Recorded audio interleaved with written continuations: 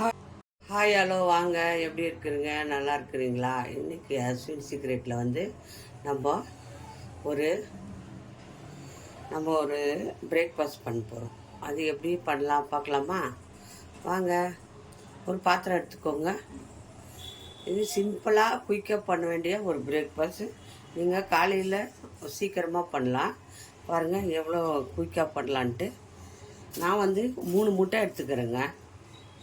பாருங்கள், குடமிளகா ஒன்று வந்து நல்லா கட் பண்ணி பொடியாக நறுக்கி வச்சுக்கிறேன். டொமேட்டோ ஒன்று, வெங்காயம் வந்து ஒரு வெங்காயம் பொடியாக நறுக்கி வச்சுக்கிறேன். நம்ம இதெல்லாம் போட்டு நம்ம ஒரு முட்டை போட்டு நம்ம ஒரு பிரேக்ஃபாஸ்ட் பண்ண போகிறோம். அது எப்படி பண்ணுறது பாருங்கள். முட்டை உடச்சி ஊற்றிக்கோங்க. 3 முட்டை வச்சுக்கிறேன். பாருங்கள், 3 முட்டையை உடச்சி ஊற்றிக்கோங்க. ஒரு அகலமான பாத்திரம் எடுத்துக்கோங்க. அப்போ தான் கலக்கிறதுக்கு நல்லா ஈஸியாக இருக்கும்.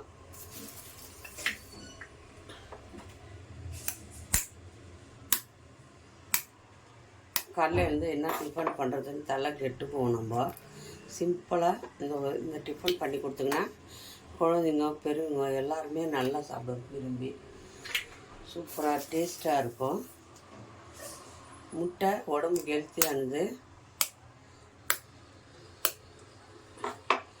எவ்வளோ நாள் 3 முட்டை போட்டுருக்குறேன். பாருங்கள், 3 முட்டை உடச்சி ஊற்றிட்டேன். இப்போ அதில் வந்து நம்ம ஃபஸ்ட்டு கொஞ்சம் உப்பு போட்டுப்போம். எவ்வளோ தேவைக்கு நம்ம உப்பு போட்டுக்கலாம். உப்பு போட்டாச்சு. இப்போ வந்து நம்ம இந்த மாதிரி நம்ம கேக்கெல்லாம் இது பண்ணுவோம் இல்லையா, அந்த மாதிரி இது எடுத்துக்கோங்க. ஸ்பூனு கொஞ்சம் கலக்கிறது கஷ்டம். ரொம்ப ஈஸியாக கலந்துடலாம். பாருங்கள், நல்லா உப்பு கரைச்சிருங்க. ஊற்றி எல்லாம் நல்லா பீட் பண்ணுங்க. ரொம்ப டேஸ்ட்டாக இருக்கும் இது, சிம்பிளாக. இதில் வந்து நம்ம இப்போது இது பைண்டிங் வேணும் இல்லைங்களா, நம்ம ஆம்லெட் மாதிரி படுத்த போட போகிறோம். கடல மாவு ஒரு 2-3 ஸ்பூன் போட்டுக்கோங்க. ஒரு அரை கப்பு எடுத்துருக்கிறேன் கடல மாவு. அதையும் முட்டிலேயே நல்லா, ஏன்னா வந்து அது சுடும்போது எல்லாம் பிரிஞ்சு போகாதுக்கிறதுக்காக நான் கடல மாவு கலந்துக்கிறேன். நீங்கள் வேணுன்னா கோதுமை மாவு கூட போட்டுக்கலாம். கட்டிகள் இல்லாத இதை நம்ம இது பண்ணுங்க. நல்லா கட்டிகள் இல்லாத அடிச்சுக்கணும். எல்லாம் ஒரே மாதிரி பிரேக்ஃபாஸ்ட் பண்ணுறது கொஞ்சம் வித்தியாசமாக எதனா ஒரு பிரேக்ஃபாஸ்ட் பண்ணி கொடுத்தா குழந்தைங்களும் விரும்பி சாப்பிடுவாங்க, பெரியவங்களும் விரும்பி சாப்பிடுவாங்க. நல்லா இந்த கடல மாவு வந்து கட்டிப்படாமல் எல்லாத்தையும் ஹீட் பண்ணுங்கள். நல்லா முட்டை கூட உப்பு, அது கூட நம்ம கடல மாவு ஹீட் பண்ணிட்டு பாருங்கள். இப்போ வந்து நம்ம பாருங்கள், இவ்வளோ ஆயிடணும். கட்டிகள் இல்லாத நல்லா கரைஞ்சி வந்துடணும். இல்லாமல் கரைச்சிருங்க. கைவிடாமல் ஒரு 2 நிமிஷம் நல்லா கரைச்சிங்கன்னா கடல மாவு கரைஞ்சிடும். பாருங்கள், நல்லா கரைஞ்சி வந்துடுச்சு. இப்போ நம்ம வந்து எடுத்து வச்சுக்கிற இதெல்லாம் போட்டு பாருங்கள். வெங்காயம், குடமிளகா நல்லா டேஸ்ட்டாக இருக்கும். குடமிளகா போட்டுங்கன்னா அதையும் போட்டுக்கோங்க. தக்காளி போட்டுக்கோங்க. எல்லாம் போட்டு பச்சை மிளகா வேணால் நீங்கள் போட்டுக்கோங்க. நான் பெப்பர் பொடி போட போகிறேன். ஏன்னா பச்சை மிளகா வாயில் வந்து அங்கங்கே கடிப்படும், குழந்தைங்க சாப்பிட முடியாது. அதுக்காக பச்சை மிளகாவை பண்ணிவிட்டு நம்ம பெப்பர் பொடி போட்டுக்கலாம். நீங்கள் வந்து ஒரு அரை ஸ்பூன் போட்டுக்கோங்க. காரத்துக்கு எவ்வளோ வேணுமோ அவ்வளோ போட்டுக்கோங்க. நல்லா பீட் பண்ணிவிடுங்க. முட்டை, காய் எல்லாம் போட்டு நம்ம தக்காளி எல்லாம் போட்டு நல்லா பீட் பண்ணிட்டோம். ஏன்னா மிளகாக்கு பதில் பெப்பருக்கு பதில் கூட நீங்கள் மிளகாத்தூள் போட்டுக்கலாம். நான் பெப்பர் தான் போட்டுக்கிறேன்.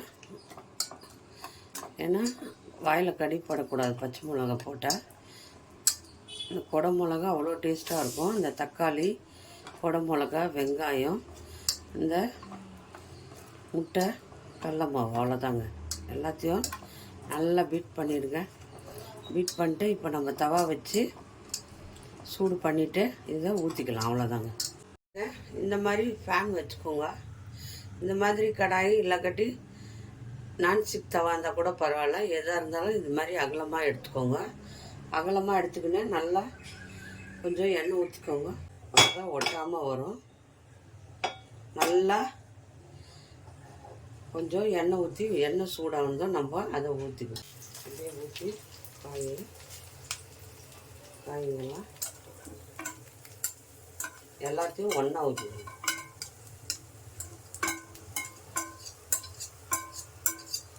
எல்லாத்தையும் ஊற்றிட்டு நம்ம இதை கொஞ்சம் இந்த காய்கறிலாம் இப்படி இப்படி தள்ளுங்க. அப்போ தான் காயெல்லாம் வேகும். அவ்வளோதாங்க. மூடி வச்சு நல்லா கொஞ்சம் சிம் பண்ணிவிடுங்க. அப்போ தான் நல்லா ஓரெல்லாம் கொஞ்சம் ஆயில் ஊற்றிடுங்க. மேலேயும் கொஞ்சம் ஆயில் ஊற்றுங்க. அவ்வளோதான். இதை அப்படியே மூடி வச்சுருங்க.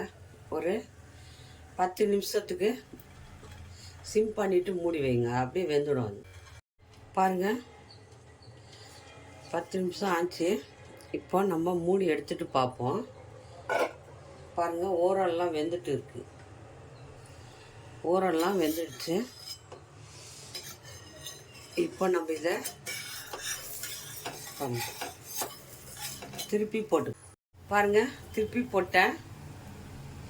இது திருப்பி போட்டு நம்ம நல்லா கொஞ்சம் ஓரத்தில் ஆயில் ஊற்றிக்கலாம். சூப்பரான பிரேக்ஃபாஸ்ட் ரெடி ஆகிடுச்சு பாருங்கள். அவ்வளோதாங்க. இது ஒரு 2 நிமிஷம் வெந்துச்சுன்னா 2 நிமிஷம் விடுங்க. அதெல்லாம் வெந்துடும். இதை வந்து ஒரு தட்டில் திருப்பி போட்டுக்கலாம். அவ்வளோதான், ஆகிடுச்சுங்க. சூப்பர் டேஸ்டியான ஒரு பிரேக்ஃபாஸ்ட் ரெடி ஆகிடுச்சு. எவ்வளோ கலர்ஃபுல்லாக வந்திருக்கு. செம்ம டேஸ்ட்டாக இருக்குங்க. இந்த பிரேக்ஃபாஸ்ட்டை வீட்டில் சிம்பிளாக குழந்தைங்களுக்கு செஞ்சு கொடுங்க. ரொம்ப நல்லாயிருக்கும். டேஸ்டியாகவும் இருக்கும். சிம்பிளாக பண்ணி கொடுங்க. இது எப்படி வந்து டேஸ்ட் பார்ப்போம். ஒரு பிளேட்டில் போட்டுப்போம். பாருங்கள், சூப்பர் டேஸ்டி. பாருங்கள், டேஸ்டியான ஒரு பிரேக்ஃபாஸ்ட் ரெடி ஆகிடுச்சு. இதை நம்ம கட் பண்ணி இப்போது அப்படியே கட் பண்ணி நம்ம சாப்பிடுவோம். பாருங்கள், கட் பண்ணியாச்சு. எப்படி வந்துச்சு பார்க்கலாமா? பாருங்கள், உள்ளெல்லாம் வெந்திருக்கு. சூப்பர் டேஸ்டியான ஒரு பிரேக்ஃபாஸ்ட் ரெடி ஆகிடுச்சு. யார் யாருக்கு இந்த பிரேக்ஃபாஸ்ட்டு சிம்பிளாக ரொம்ப டேஸ்ட்டாக இருக்குங்க. ரொம்ப டேஸ்ட், வெரி டேஸ்ட். சிம்பிளாக பண்ணலாம் பிரேக்ஃபாஸ்ட்டு. குழந்தைங்க ரொம்ப விரும்பி சாப்பிடுவாங்க. இந்த மாதிரி இன்றைக்கே செஞ்சு கொடுங்க. பசங்க நல்லா விரும்பி சாப்பிடுவாங்க. மறக்காமல் அஸ்வின் சீக்ரெட்டை சப்ஸ்கிரைப் பண்ணுங்கள். நம்ம இன்னொரு டிஷ்ஷில் பார்ப்போம். பாய்.